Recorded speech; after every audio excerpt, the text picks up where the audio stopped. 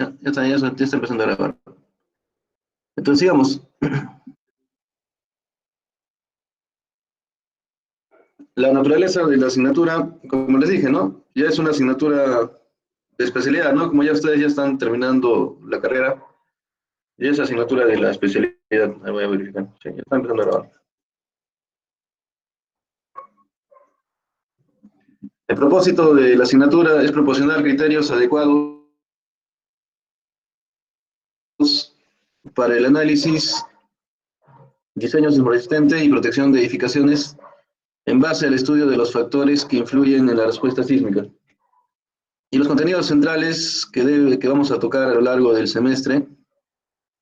Bueno, anteriormente, en el plan de estudios anterior al 2014, que es donde ustedes están incluidos, existía la asignatura de dinámica estructural y aparte la asignatura de ingeniería sismoresistente. Con el rediseño curricular del año 2014, se optó por unir esas dos asignaturas en la asignatura presente, ¿no? Es por eso que en la primera parte de este curso vamos a tocar todo lo que es lo correspondiente a dinámica estructural y después ya el diseño sismoresistente propiamente dicho, ¿no? Es por eso que los primeros temas van a ser eh, los concernientes a lo que es dinámica estructural, que está relacionado directamente con el diseño sismoresistente. Bueno, los temas o contenidos centrales que vamos a tocar a lo largo del semestre van a ser los siguientes, ¿no? En primer lugar, como siempre, ¿no? Una introducción en la historia y progreso de la ingeniería antisísmica. Aquí vamos a ver un poco sobre las normas sismoresistentes que se han tenido a lo largo de la historia en el Perú, aspectos de sismología, vulnerabilidad y daño sísmico, elementos de la dinámica estructural, como por ejemplo vibraciones en la estructura. A un momento, vayan leyendo.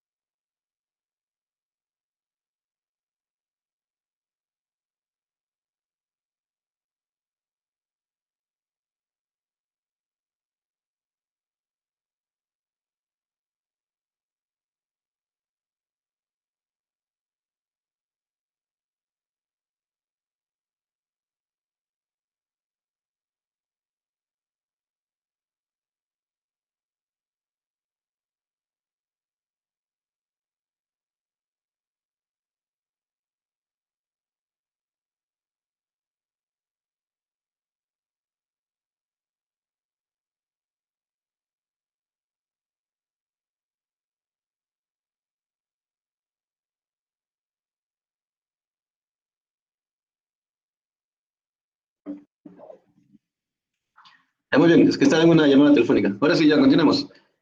Eh, bueno, lo que vamos a ver, los elementos de dinámica estructural, por ejemplo, vibraciones de las estructuras, espectros de respuesta sísmica, periodos y modos de vibración, y análisis modal, ¿no? Bueno, ya como vamos a ver en la clase de hoy, una pequeña introducción a esa parte, el análisis modal es justamente la idealización de una edificación en su modelado de masa resorte, ¿no? Y cómo vibra por acción de la fuerza sísmica. También tenemos el comportamiento de los edificios ante fuerzas sísmicas, ya entrando en lo que es el análisis sismoresistente, introducción al análisis dinámico inelástico, diseño sísmico resistente convencional, lo que se conoce como análisis estático y análisis dinámico de estructuras,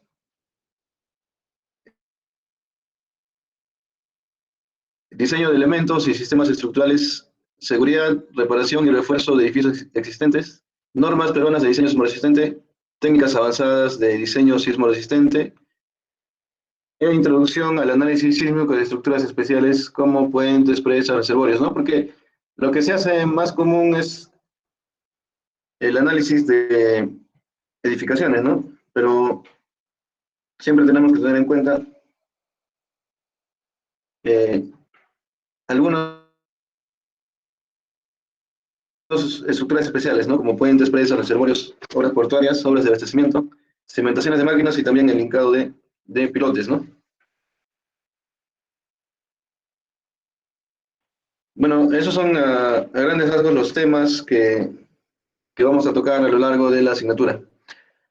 Bueno, en cuanto a las competencias generales del curso, obviamente ustedes al finalizar la asignatura tienen que ser capaces de proporcionar criterios adecuados para el análisis y diseño sismoresistente y protección de edificaciones en base al estudio de los factores que influyen en la respuesta sísmica. Justamente los factores que influyen en la respuesta sísmica es lo que vamos a ver en la clase de hoy, ¿no? También ustedes tienen que estar en la capacidad de introducir técnicas modernas para la concepción, análisis y diseño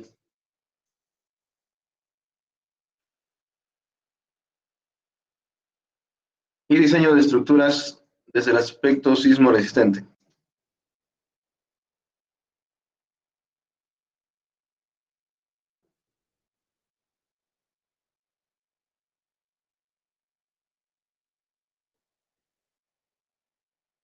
Bueno, competencias específicas, por ejemplo, tenemos que tienen que ser capaces de determinar las ecuaciones que gobiernan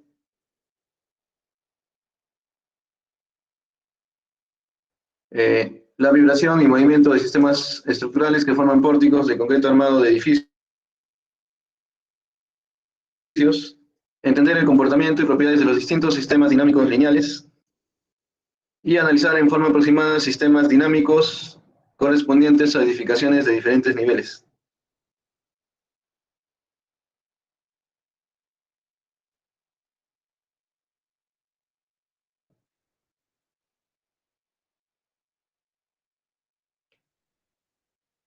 Bueno, analizar en forma aproximada los sistemas dinámicos para diferentes niveles, ¿no? Desarrollar modelos computacionales confiables para el análisis y diseño de estructuras sometidas a cargas dinámicas mediante el uso de los principios básicos y también software disponible.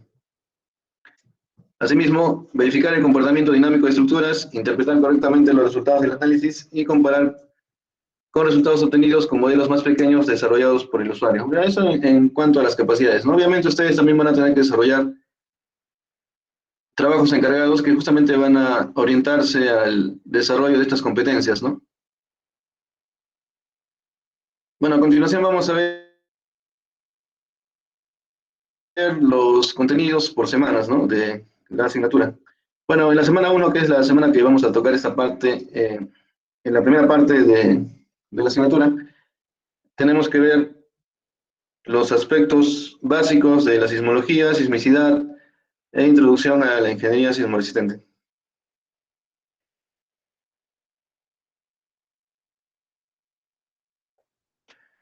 Después de semana 2 vamos a ver el modelado idealizado de un sistema masa resorte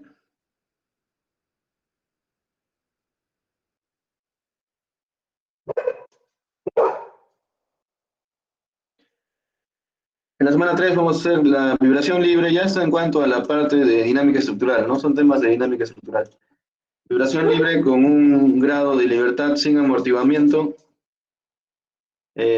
También luego vamos a ver con amortiguamiento y aplicando la ley de movimiento de Newton, el principio de D'Alembert y la solución de la ecuación diferencial del movimiento, frecuencia y periodo y amplitud del movimiento. Luego haremos la vibración libre con un grado de libertad con amortiguación viscosa, la ecuación de movimiento también para ese caso de vibración libre con amortiguamiento. Amortiguamiento sobre amortiguado, amortiguamiento subamortiguado.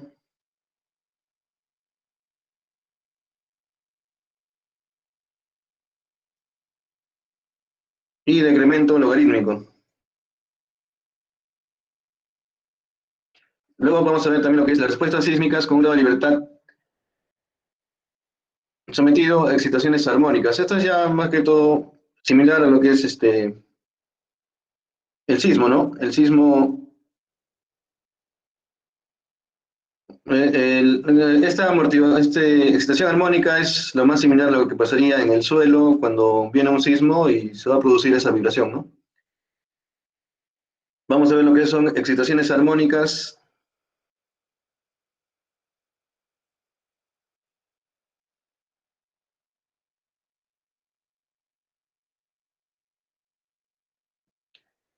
En sistemas sin amortiguamiento y también con amortiguamiento y lo que es resonancia. Luego vamos a ver movimiento en la base, ¿no? Que eso ya es lo más cercano a lo que sería el sistema de un grado de libertad con movimiento en la base, asemejándolo a lo que es el sismo, ¿no? Porque ustedes saben que el sismo siempre va a ocurrir en la base de la edificación, ¿no?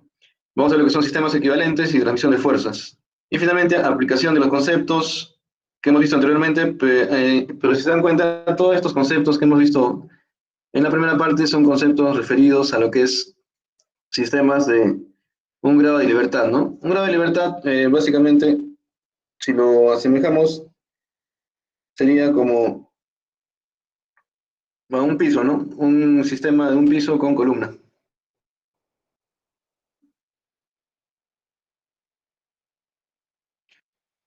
Vamos a ver también la aplicación para un sistema de dos grados de libertad, que ya sería para una edificación de dos niveles, ¿no? Por decirlo así. Terminando esos temas, viene el examen de la primera unidad y obviamente acá en el transcurso de la primera unidad habrá prácticas calificadas y también exposición de trabajos, ¿no?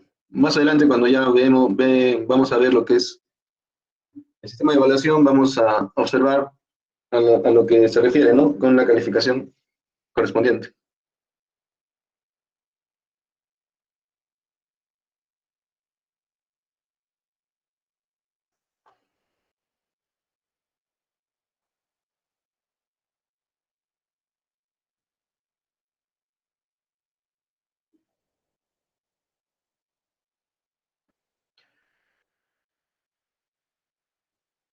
Y luego ya pasaremos a lo que es la segunda unidad, ¿no?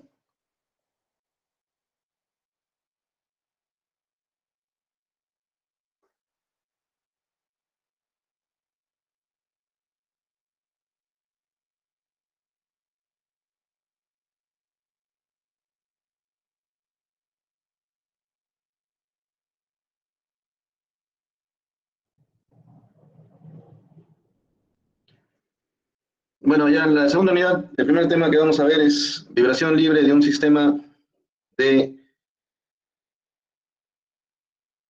de varios grados de libertad, ¿no? En la unidad 1 hemos visto hasta 2 grados de libertad, ¿no? Como les expliqué, un grado de libertad es prácticamente de un nivel, ¿no? Y 2 grados de libertad ya serían a dos niveles.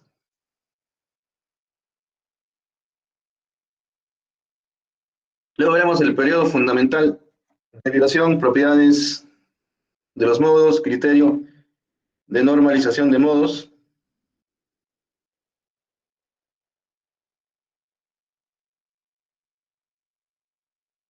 ecuación característica, modos y frecuencias.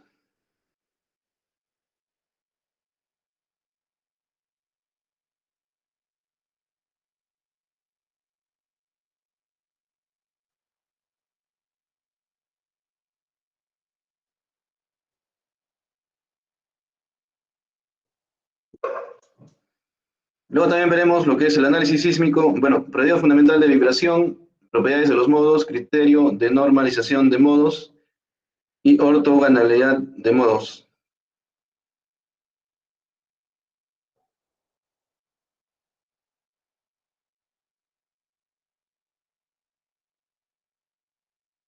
Y finalmente, en la semana 11 veremos el análisis sísmico en el plano,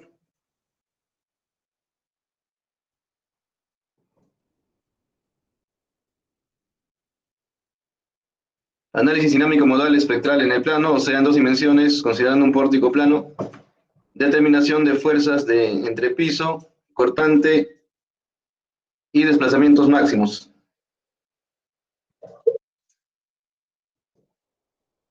Eso sería hasta la semana 11, ¿no? Que vamos a tocar. Luego en la semana 12 ya veremos masas y rigideces, un repaso de lo que es la norma técnica E020 de cargas y E030 para realizar el metrado y determinación de masas de entrepiso.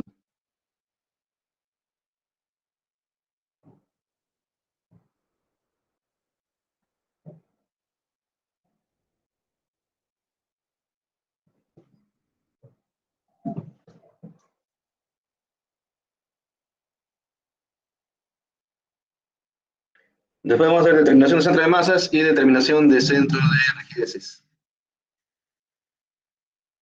Y aquí ya vamos a ver propiamente dicho, aunque hoy día vamos a ver una pequeña introducción a esto, pero ya en la segunda unidad, de donde ya nos vamos a centrar directamente en lo que es el análisis según la norma 030, tanto estático como dinámico.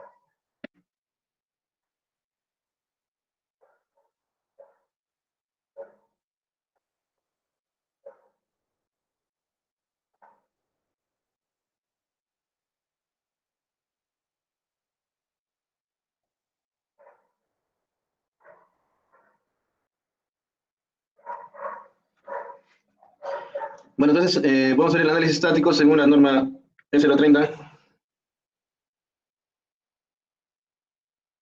Generalidades, parámetros sísmicos, fuerza de corte en la base, fuerza sísmica en altura, desplazamientos y distorsiones. Y en la semana 14 veremos la aplicación de análisis estático según la norma E030, pero a diversas edificaciones. Acá también ya vamos a quizás poder utilizar software, pero no tanto el software TAPS o SAP, que es, digamos, el más común, ¿no? También vamos a usar un poco de lo que es programación con MATLAB, ya que esto es algo que deben saber cómo se podría programar el análisis estático y también el dinámico, ¿no? Para diversas edificaciones y mejor si utilizan un software MATLAB para que ustedes aprendan un poco el lenguaje de programación. Así que desde ya les voy a pedir que vayan repasando lo que es programación con en ese lenguaje de programación MATLAB, ¿no? Porque vamos a aplicarlo en esta asignatura. Incluso podemos aplicarlo para aquí, ¿no? Porque como vamos a ver en cuanto a lo que es en cuanto a lo que es vibraciones de un grado de libertad o dos grados de libertad, también se puede programar en MATLAB, ¿no? Porque en este caso, las vibraciones y las fuerzas que la van a originar son fuerzas del orden así de fuerzas en función trigonométrica, ¿no? En función, como por ejemplo, seno, coseno, o sea, es una fuerza decreciente, ¿no? Y hacer ese cálculo de forma manual a veces va a ser un poco complicado, así que también les voy a pedir que vayan repasando lo que es programación con MATLAB, incluso ya desde la primera unidad, ¿no? Vamos a aplicar eso. Vamos a aplicar programación con MATLAB. Porque aplicar de frente en el ETAPS o SAPS sería muy fácil, ¿no? Porque es como dibujar en AutoCAD y simplemente presionar el botón para que me dé los análisis, ¿no? No, tenemos que hacer algo innovador esta vez, ¿no? Vamos a aplicar programación con MATLAB, tanto en la primera como en la segunda unidad. Así que ya les voy a pedir desde ahora que vayan haciendo ese repaso. Y después en la semana 15 vamos a aplicar lo que es el análisis dinámico modal espectral según la norma técnica 030. Generalidades del análisis modal, análisis espectral, desplazamientos y distorsiones.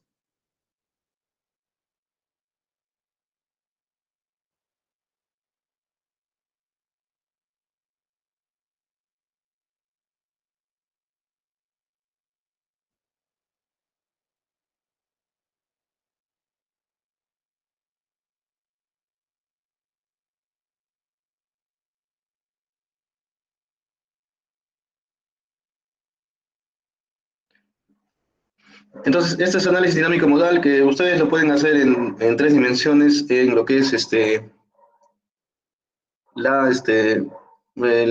análisis que hacen en el software de TAP, ¿no? Pero también nosotros vamos a optar por hacerlo mediante el MATLAB para que también ustedes tengan un conocimiento más profundo de dónde salen esas fórmulas, ¿no? Porque es muy fácil programar bueno, en etapas como dibujar simplemente, ¿no? Y simplemente cargan las estructuras y hacen correr el programa. Eso ya sería, es muy, o sea, ahí ustedes no van a ver de dónde salen las fórmulas correspondientes, ¿no? En cambio, si hacen un análisis y una programación en MATLAB, sí van a saber de dónde salen cada uno de los análisis, ¿no? Entonces, eso es lo que vamos a orientar en esta parte de la asignatura, ¿no? Tanto en la primera como segunda unidad.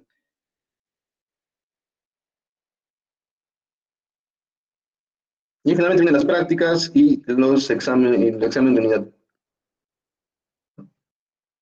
Bueno, estrategias, clases virtuales, trabajos domiciliarios y análisis y desarrollo de diversos problemas aplicados a la ingeniería civil. Y tenemos aquí la matriz de evaluación, ¿no? La matriz de evaluación que ya, esta matriz se ha venido aplicando en todas las asignaturas, ¿no? Del régimen que están ustedes. En primer lugar tenemos lo que es las evidencias de conocimiento, que ya saben que son los exámenes de unidad.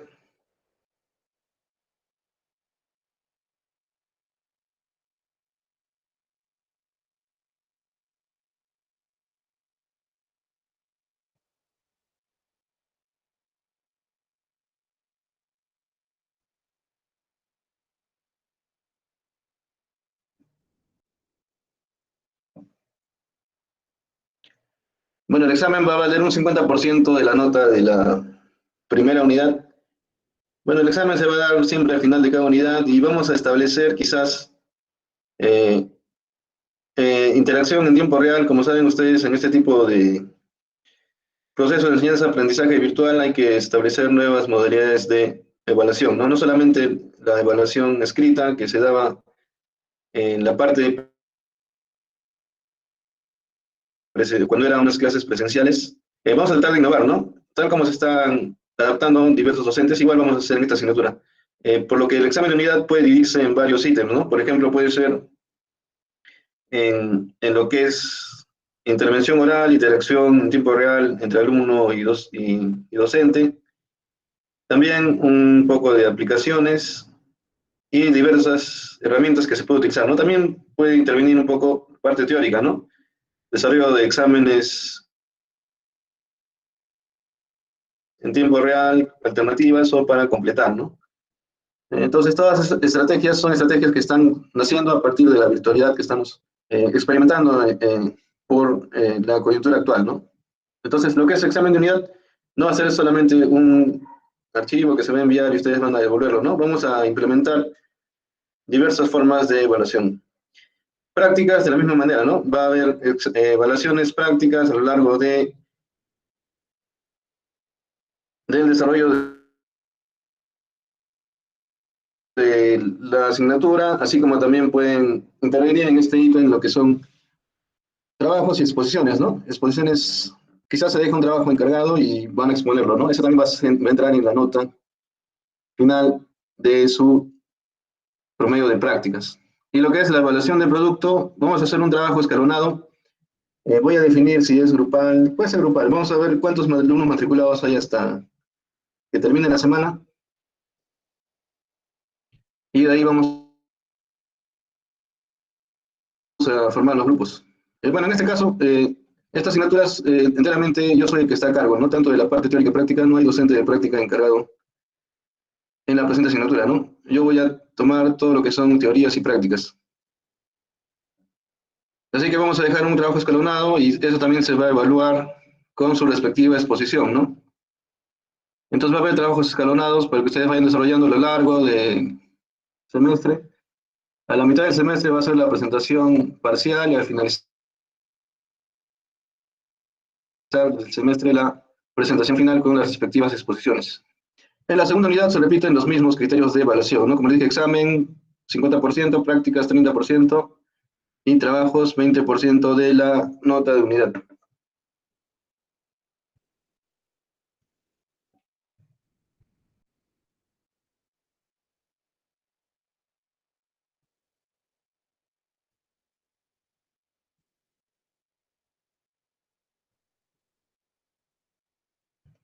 Y tenemos ahí, bueno, ya saben, ¿no? El primer parcial es el 50% del examen, más 30% de prácticas, más 20% de trabajo encargado. De ahí va a salir el primer promedio parcial y en el segundo promedio parcial la misma fórmula y la nota final va a ser el promedio aritmético de los dos promedios parciales.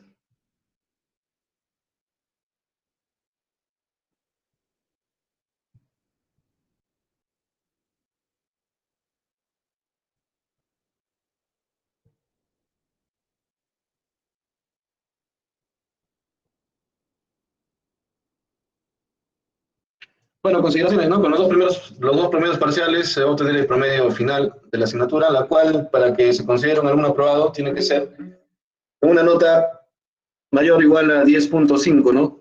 Ya saben que si sale 10.45, 10.49, no se redondea al inmediato superior, ¿no? Si no, tiene que ser 10.5 exacto hacia arriba para que sea considerado nota aprobatoria. Bueno, los estudiantes, como ustedes están en el régimen F1, todavía tienen derecho a rendir examen de aplazados, ¿no? Entonces, los estudiantes que tengan nota mínima de 7 podrán dar su examen de aplazados. Bueno, en referencias bibliográficas tenemos las siguientes, ¿no? Configuración sismoresistente de edificaciones de Arnold Reiterman, albañilería confinada de Ángel San Bartolomé, concreto armado de Roberto Morales Morales, curso de diseño sísmico de la UNI del ingeniero Javier Piqué del Pozo, dinámica estructural de Mario Paz, diseño sísmico resistente de edificios de Roberto Bazán Zurita y muy importante, ¿no? Un libro que está en inglés de Daniel Chopra, dinámica de estructuras. Bueno, acá también le voy a mandar alguna bibliografía complementaria. Entonces, el sílabus apenas me lo estén aprobando por parte del departamento académico, lo voy a estar subiendo al aula virtual. Entonces, ¿alguna consulta hasta ahí? A ver, ¿nos escucho?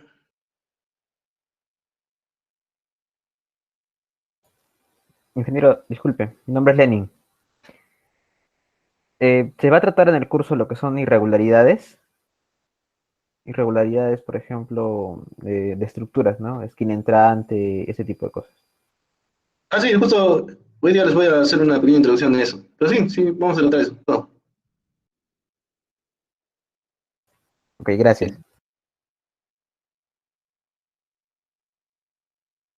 Sí. ¿Quién puede ser el delegado de la asignatura? A ver. Mm, ¿Quién veo por acá? A ver.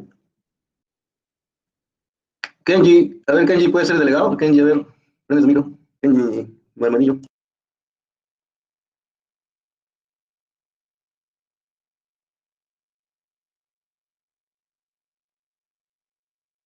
¿No está Kenji? Si no está, ya pasamos otro.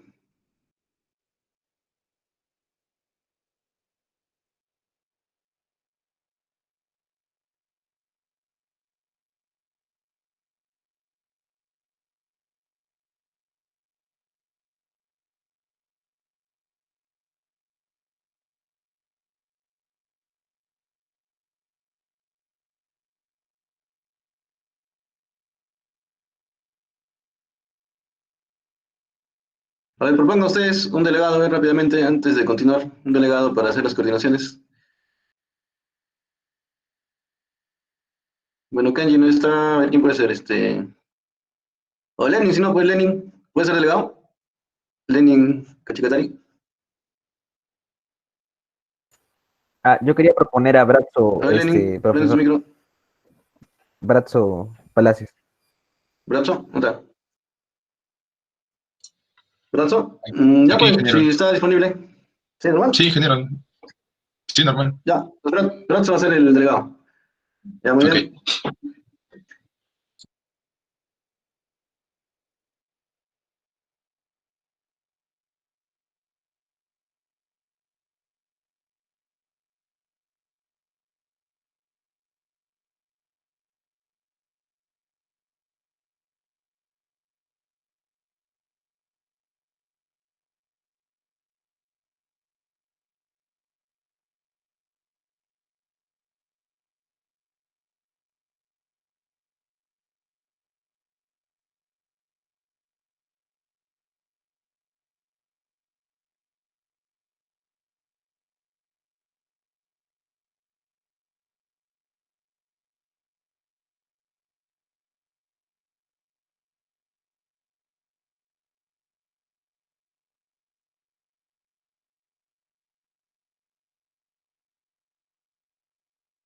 Ya, entonces ya habiendo definido las primeras partes y la forma de evaluación de la asignatura, vamos a pasar a la parte introductoria, ¿no? A ver, voy a compartir la pantalla para hacer la introducción de la asignatura. Ya está. Ya. Bueno, en primer lugar, vamos a hacer como una pequeña introducción a lo que es la norma sismoresistente actual en nuestro país, ¿no? Y cómo se considera lo que es la configuración estructural, su filosofía, sus principios y alcances, en primer lugar, ¿no? Bueno, la filosofía de la configuración estructural, como vemos aquí, en primer lugar, lo que tiende a hacer un correcto diseño sismoresistente, su fin supremo, ¿no? El fin supremo de cualquier diseño sísmico es evitar la pérdida de vidas humanas, ¿no? Bueno, no es el fin, como de repente algunos pensarán, diseñar estructuras que soporten los sismos severos sin caerse, ¿no? No importando la economía. En este caso, la economía pasa a segundo plano, ¿no? Lo más importante para que considera la filosofía de diseño sismo resistente es evitar la pérdida de vidas humanas.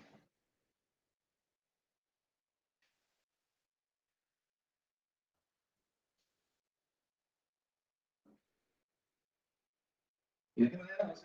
Garantizando diseños que sean capaces de soportar sismos severos, pero que no lleguen al colapso, ¿no? Ese sería el fin supremo, ¿no? Diseñar estructuras que soporten la acción sísmica severa sin llegar a colapsar. Que den tiempo suficiente para que las personas se evacúen y con eso evitar la pérdida de vidas humanas. Bueno, como ustedes habrán escuchado también, siempre se recomienda que eh, cuando exista un sismo, las personas no, bueno, si están en pisos inferiores pueden salir a evacuar hacia una zona segura,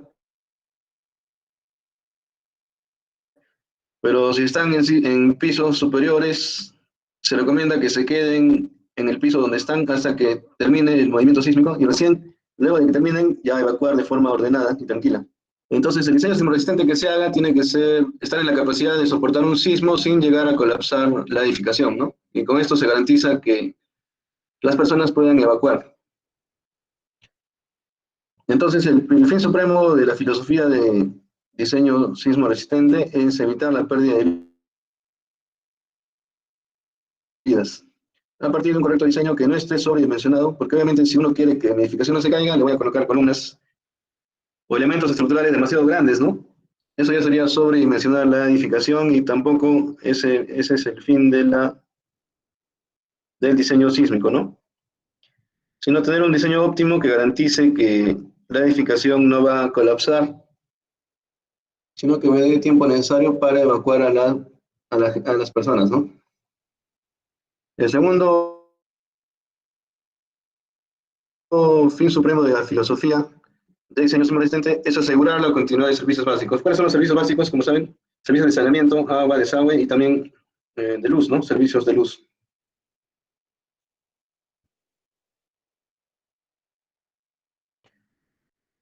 Bueno, el servicio básico también sería garantizar los servicios de salud, ¿no? Por eso, incluso en la nueva norma sismo resistente se indica que todos los establecimientos de salud tengan aisladores sísmicos en la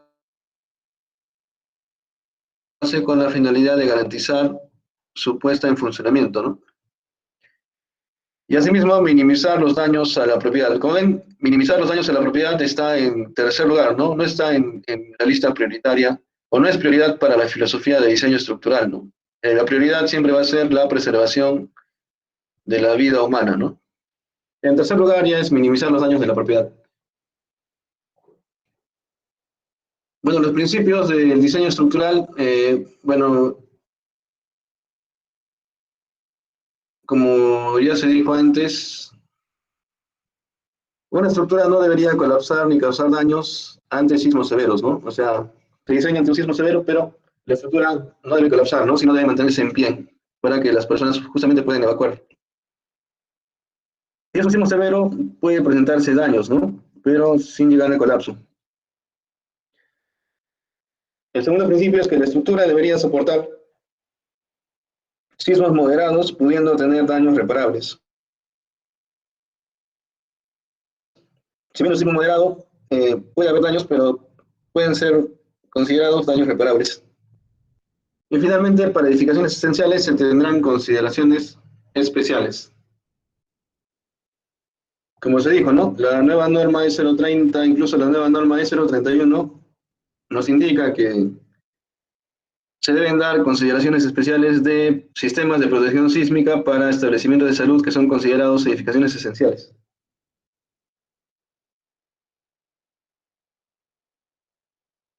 Bueno, alcances, la norma sismoresistente tiene alcances para el diseño de edificaciones nuevas, para evaluación y reforzamiento de edificaciones existentes y para reparación de edificios dañados por la acción sísmica.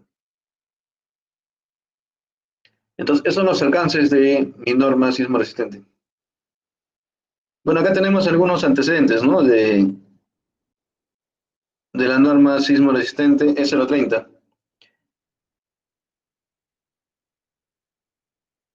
Bueno, el primer proyecto de norma peruana fue basada en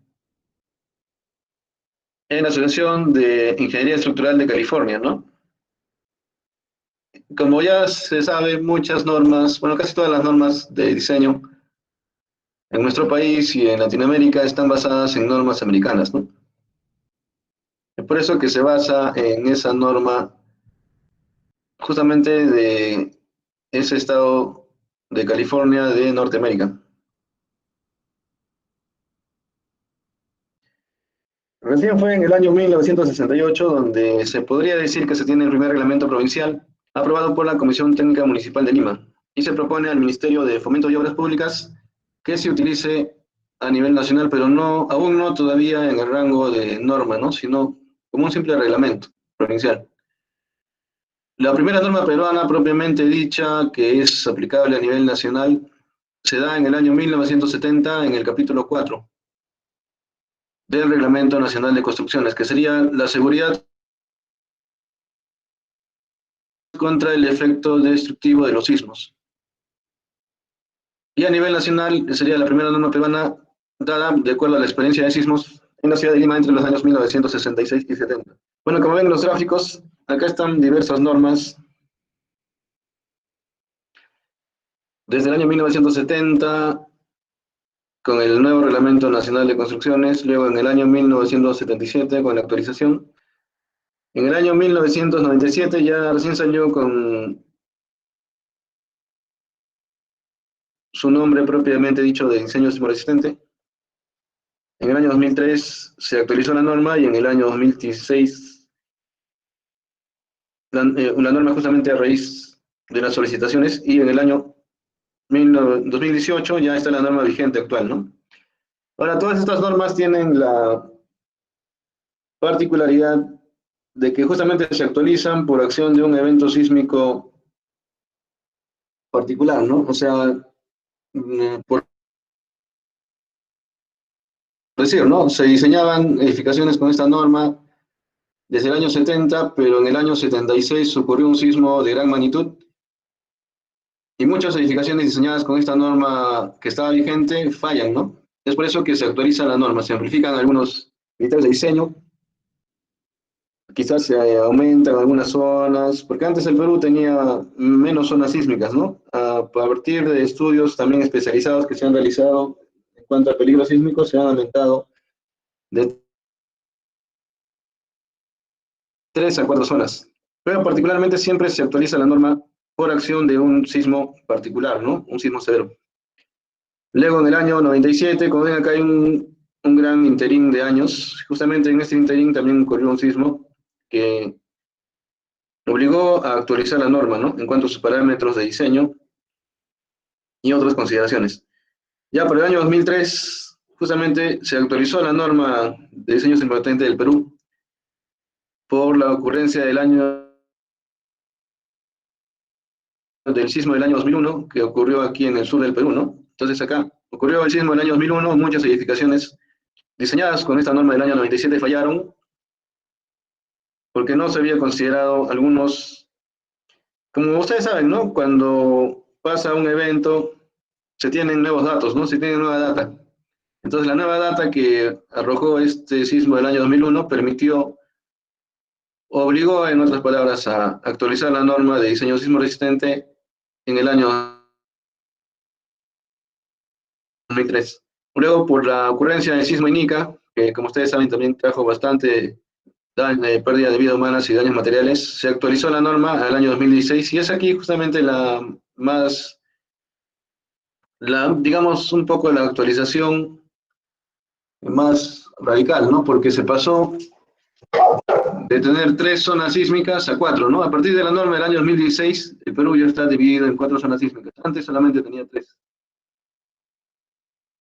Y la nueva norma del año 2018, que simplemente se incluyó lo que es las consideraciones de aislamiento sísmico para edificaciones y se aumentó un perfil más de suelos, ¿no? Antes solamente acá no habían 3 perfiles, acá habían 3 perfiles y se aumentó a 4. Entonces, como ven, las normas siempre se actualizan por acción de un evento particular, ¿no? Como es un evento sísmico considerable.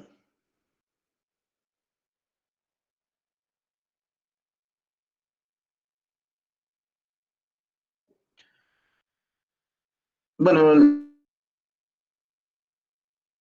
los aspectos que hay que tener en cuenta para hacer una concepción estructural sismoresistente, bueno, de repente justamente acá ya ustedes tienen algo de conocimiento, que la forma más recomendable para que una estructura sea sísmicamente resistente tiene que existir simetría, ¿no? Tanto en la distribución de masas como en la distribución de rigideces.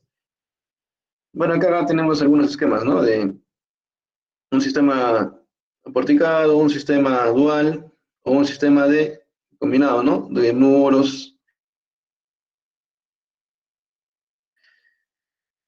Acá más o menos se refiere a que no debemos saturar, digamos, en una dirección demasiados muros estructurales que van a hacer que la distribución de rigideces se incline hacia un lado, ¿no? Tenemos que tener una distribución simétrica tanto en masa como rigideces y obviamente en longitudes de planta, ¿no? Y elevación. Aquí también tenemos que tener en cuenta que mientras más liviana la construcción, menor fuerza sísmica debe resistir. Justamente por acción del movimiento y de la fórmula de la fuerza que está en función de la masa y la aceleración. Obviamente la masa la pone el edificio con su peso y la aceleración es aportada por el sismo. Como ustedes saben, el sismo ocurre en la base, ¿no? Y justamente este aquí es lo que se refiere a un sistema de un grado de libertad, ¿no? Un grado de libertad que se idealiza así, ¿no? Luego vamos a ver a qué se refiere, ¿no? Esta masa concentrada se realiza el metrado de cargas de la edificación o del piso correspondiente y esto, como tipo resorte, se idealiza de la rigidez de las columnas.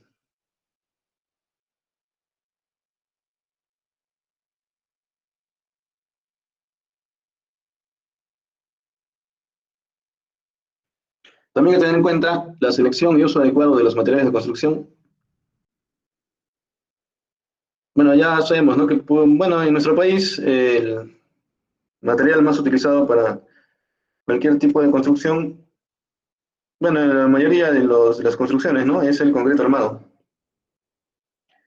Pero también existen otros materiales que se pueden construir, ¿no? Como por ejemplo el acero o el aluminio. O también muros de albañilería, ¿no? Para edificios de albañilería confinada. Resistencia adecuada en ambas direcciones principales frente a cargas laterales. Bueno, ya sabemos, ¿no? Tiene que resistir tanto en la dirección X como en la dirección Y. Y siempre las deformaciones que se generen por las cargas laterales del sismo tienen que estar dentro de los límites permisibles en la norma. Tenemos que tener en cuenta también la continuidad estructural tanto en planta como en elevaciones, ¿no? La continuidad estructural. Eso también vamos a verlo más a detalle ya cuando lleguemos a esa parte de la norma. Tenemos que tener en cuenta también la ductilidad, ¿no? Bueno, que entendemos la ductilidad como la capacidad de deformación de la estructura más allá del rango elástico. Como ustedes saben, ¿no? Todo material tiene su diagrama de esfuerzo de deformación, ¿no? Está siempre dividido entre rango elástico y rango plástico. En este caso tenemos que tener en cuenta cuál va a ser la capacidad de disipación de energía y a partir de esa capacidad de disipación de los elementos estructurales definir cuál va a ser su deformación más allá del rango elástico. Deformación lateral limitada, que ya dijimos que tiene que estar dentro de los límites que nos da la norma para los diversos tipos de sistemas estructurales. Inclusión de líneas sucesivas de resistencia. Bueno, acá tenemos que tener en cuenta que los ejes de la edificación, bueno, es por eso que siempre las columnas están en un eje, ¿no? Porque no podemos poner columnas que no estén alineadas. Eso no me va a dar un sistema de líneas sucesivas de resistencia, ¿no? Siempre las columnas por eso se alinean a través de los ejes. Bueno, y consideración de las condiciones locales de cada zona de donde se quiera realizar el diseño, ¿no? Puede ser, ¿no? Clima o tipos de carga. No va a ser lo mismo diseñar en la costa que diseñar en la sierra, ¿no? En la costa no se va a tener en cuenta algunos tipos de cargas, como por ejemplo la carga de nieve, que en la sierra sí se debe considerar la carga de nieve, ¿no? Por efecto de los ambientes climáticos. Entonces, en cada una de las de, del sitio donde yo quiero diseñar, tengo que tener en cuenta las consideraciones locales de la edificación, ¿no? Bueno, vemos ahora a grandes rasgos un poco lo que es cómo actúa el sismo en una edificación. Esto ya lo veremos más ampliamente cuando lleguemos a ese tema en la segunda unidad, sino que siempre es bueno hacer un pequeño repaso, ¿no? Una pequeña introducción. Bueno, ¿cómo es que actúa el sismo? El sismo, como ustedes ya saben, muchos confunden lo que es el epicentro del hipocentro, ¿no?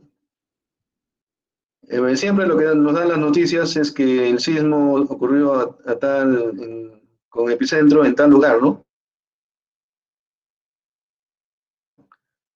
Pero el epicentro no es otra cosa que la proyección en la superficie terrestre del hipocentro, ¿no? En realidad, el hipocentro o foco es el punto exacto donde ocurre el sismo, ¿no? Por acá puede ser, ¿no? Digamos que este es el foco o hipocentro, y el epicentro es la proyección de este foco o hipocentro en la superficie terrestre, ¿no? Bueno, acá ocurre el sismo, están las ondas sísmicas y llegan hasta el terreno de fundación de mi edificación, ¿no? Ahora, dependiendo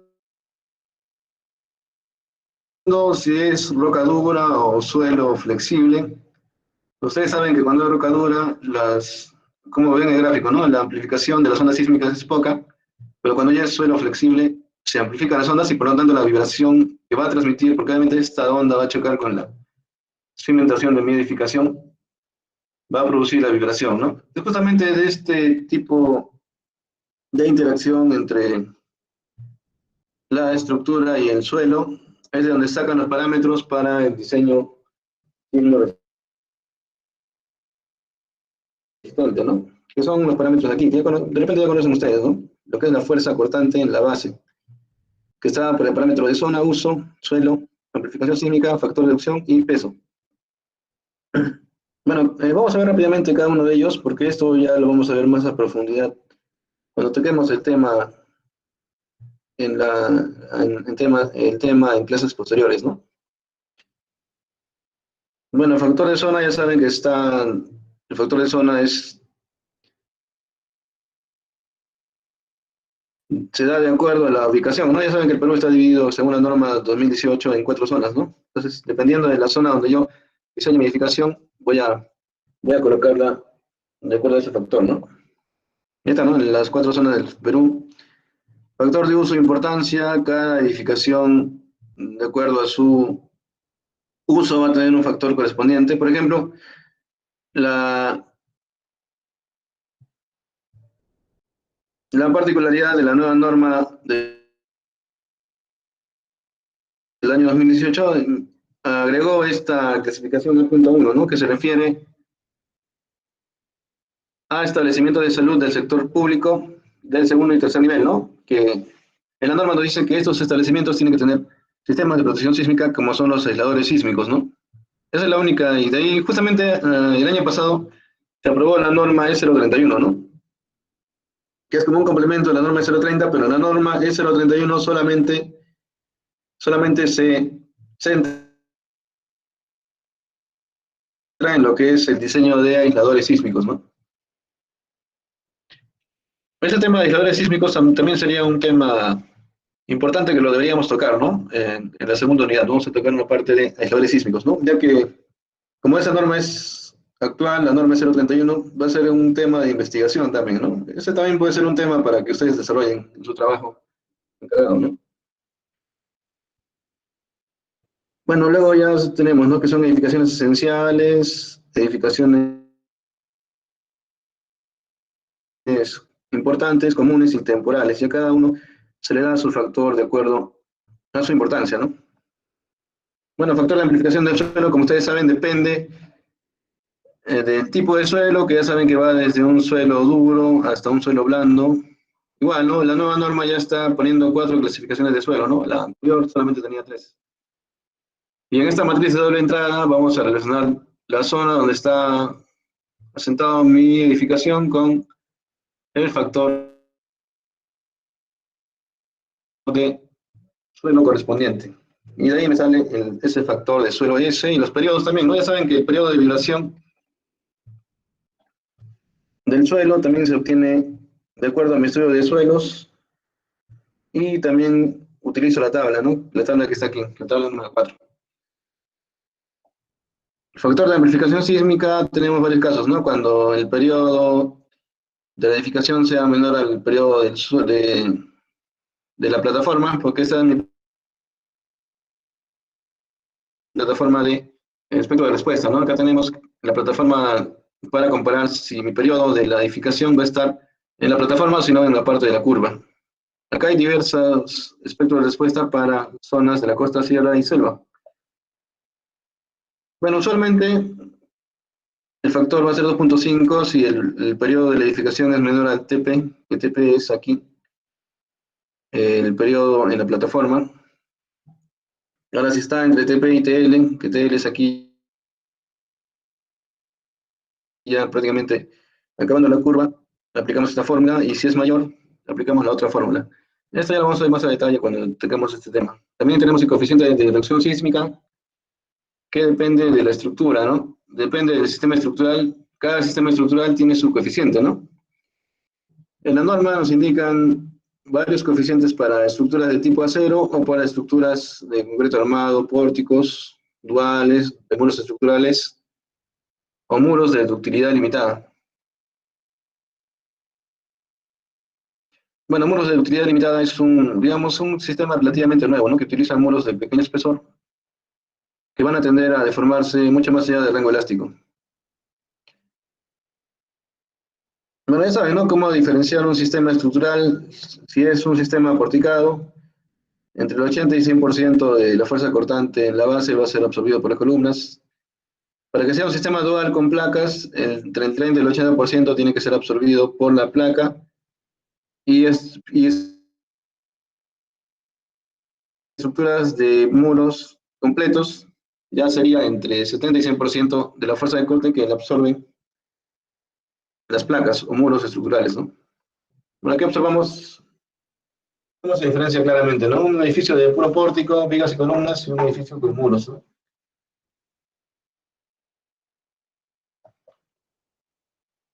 Y aquí hay un gráfico de cómo tenemos que nosotros, para poder identificar bien si es un sistema porticado de muros, cuánto va a ser la cortante que voy a considerar que absorbe cada uno de estos sistemas, ¿no? Y finalmente el peso total de la edificación. Con estas consideraciones, solamente me faltaría el factor peso, ¿no? Que simplemente sale de un metrado de cargas. Si es una edificación de varios niveles, en cada nivel se hace un metrado correspondiente y se idealiza como una masa concentrada, ¿no? Que estas serían las masas concentradas. Y las columnas se idealizan como resortes, ¿no?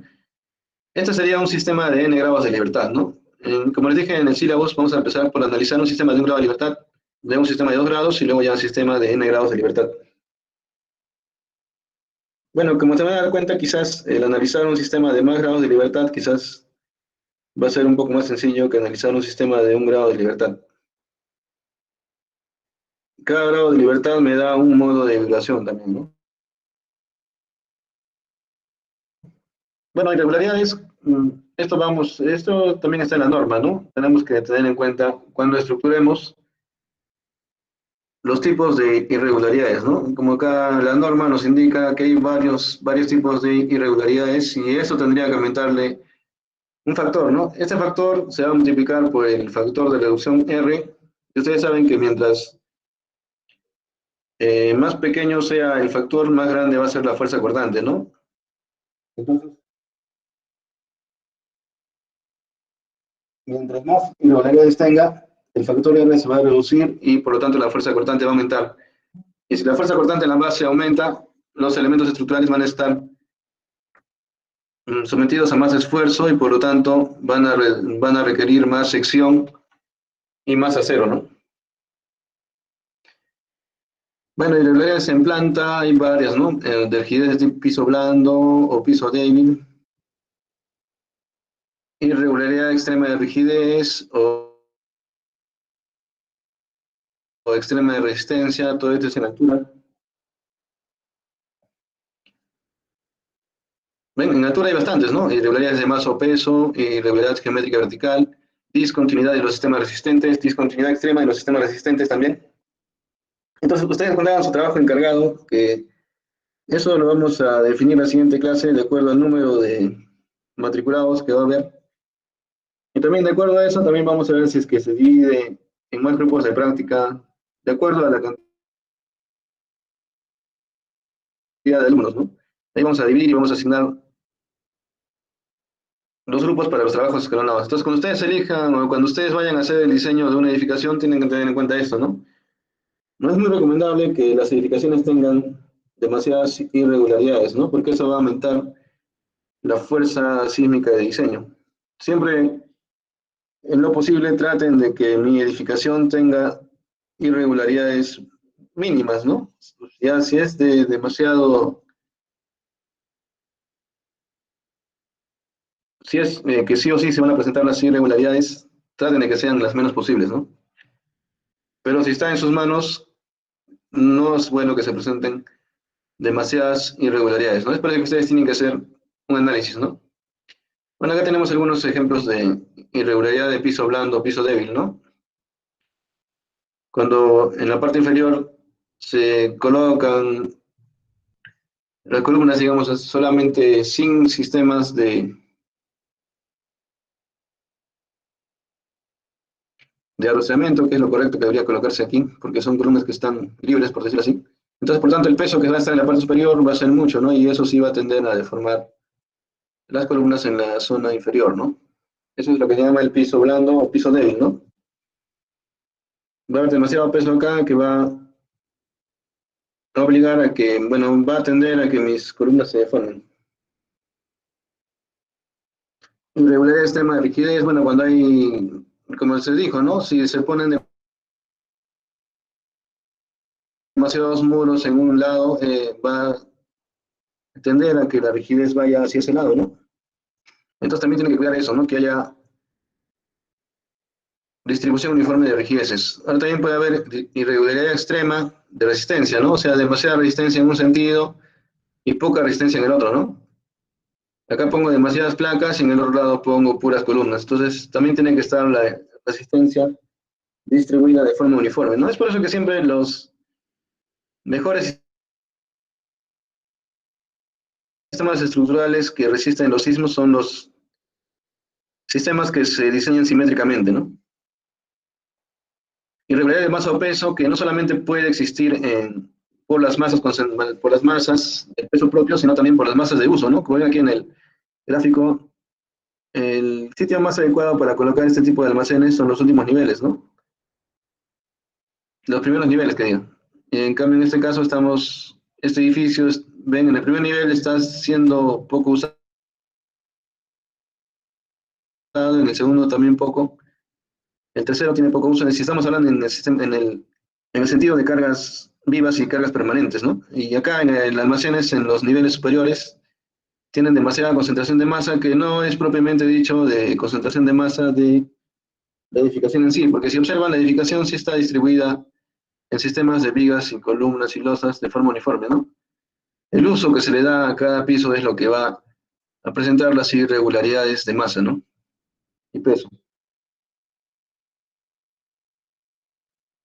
Acá ven, ¿no? Puede haber masas concentradas en el último nivel o en niveles inferiores. Hay que verificar esta regla. Eso ya lo vamos a verificar también cuando ya lleguemos a este tema, ¿no? Pero acá es como para que ustedes tengan una pequeña idea. También puede haber irregularidad en geometría vertical, ¿no? O sea, si se presentan estas irregularidades que en el último nivel es poco, de ahí va aumentando, en un último nivel es mayor y de ahí va aumentando al nivel inferior, también se consideran irregularidades, ¿no? Cuando las bases superan en 1.3%, ¿no? Aquí, ¿no? Acá se ve cuando B2 es mayor a 1.3 por B1. Entonces, si se presenta eso, tienen que multiplicar por este factor de 0.90 a su coeficiente de reducción, ¿no? Lo que están haciendo es reducir su coeficiente de reducción, por lo tanto aumenta la carga de fuerza cortante en la base. También puede haber discontinuidades de sistemas resistentes o discontinuidad extrema de los sistemas resistentes. Así, ¿no? Cuando, por ejemplo, empieza en el primer nivel una placa con un espesor determinado y en niveles superiores aumenta, ¿no? Lo cual está mal, debería ser al revés en todo caso, ¿no? Abajo menos, abajo más y de ahí puede ir reduciéndose, ¿no? Eso se llama lo que es discontinuidad de los sistemas resistentes. Y acá está, ¿no? La relación que debe existir. Ahora, todo lo que hemos visto anteriormente son irregularidades en altura, ¿no? Y también hay irregularidades en planta, como son la torsional extrema, esquinas entrantes, discontinuidad del diafragma, sistemas no paralelos, y cada uno tiene su factor, ¿no? Como ven aquí. Entonces, si yo voy a elegir una edificación que tenga muchas irregularidades en elevación y en planta, me voy a ir por el camino malo, ¿no? Porque voy a estar aumentando coeficientes de factor de irregularidad y luego mi factor de reducción se va a ver mermado y por lo tanto va a aumentar mi carga sísmica o fuerza cortante en la base, ¿no?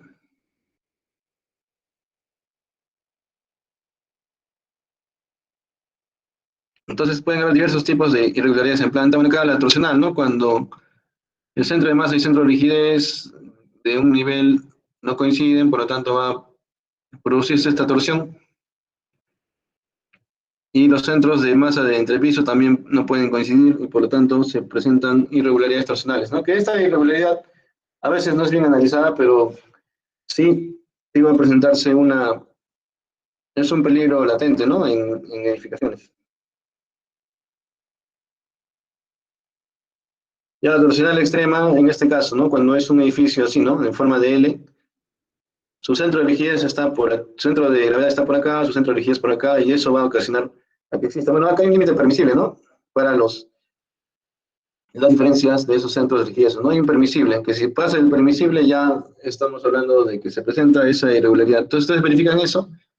Si pasa este límite, le tienen que aplicar el factor de 0.60. Bueno, esquinas entrantes, edificaciones de este tipo, ¿no? Que la solución sería dividir esta edificación en 3 bloques por separado, ¿no? Como se ve aquí, ¿no?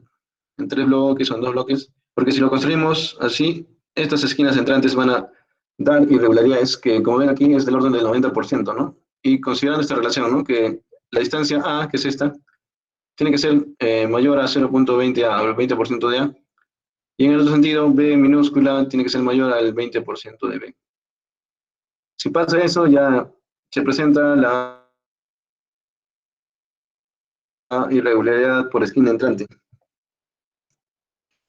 Discontinuidad de diafragma cuando mi losa, bueno, ustedes saben, ¿no? Que las losas constituyen los diafragmas rígidos, pero si hay este tipo de losas que están, digamos, con vacíos, ya rompen el diafragma, ¿no? Ya no sería un diafragma rígido, porque el diafragma rígido es cuando todo está lleno, ¿no?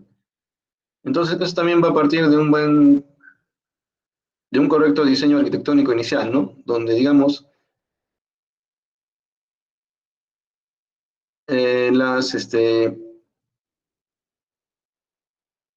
las tomas de luz o los pozos de luz estén ubicados en zonas que me permitan que las losas sean continuas, ¿no? Tienen que ser elementos que actúen como elementos que integran los muros. Esa sería la manera correcta. Y el sistema no paralelos, ¿no? No, esto ya es un extremo, ¿no? Este tipo de edificación, obviamente que va a ser una discontinuidad en planta.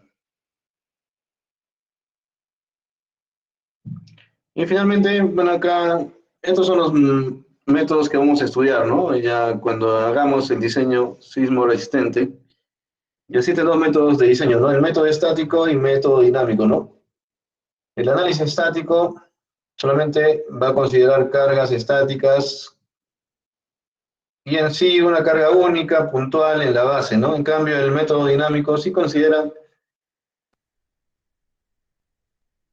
diversas combinaciones y se trabaja con el espectro de respuesta, ¿no? A diferencia de este caso, que solamente se trabaja con una cortante basal, aquí se trabaja con espectro de respuesta y se obtienen, acá solamente se obtiene un modo de vibración o oscilación, que sería un modo triangular, y acá sí se va a obtener todos los modos correspondientes a la combinación modal que vamos a realizar, ¿no?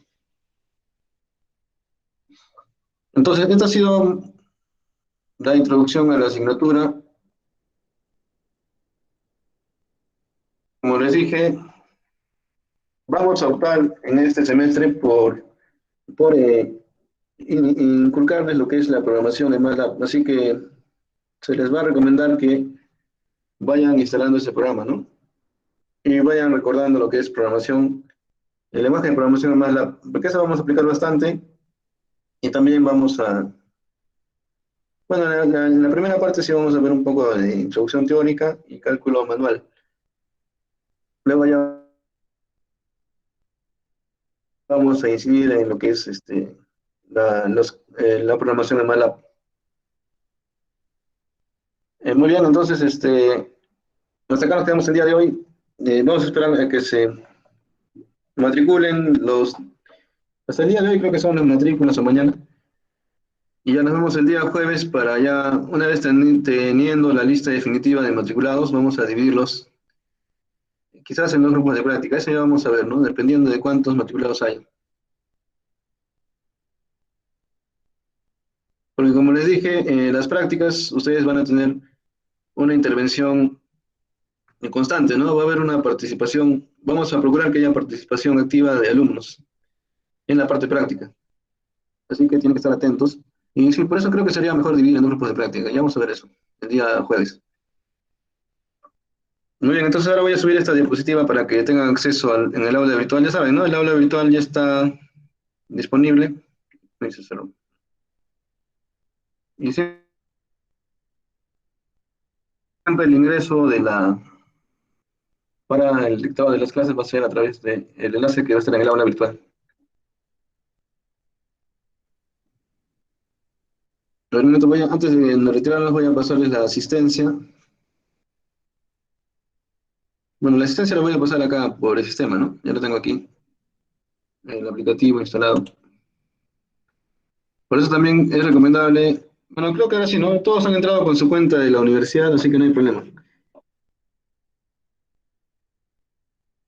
Con la cuenta de la universidad normal se puede descargar la lista de matriculados con los nombres correspondientes.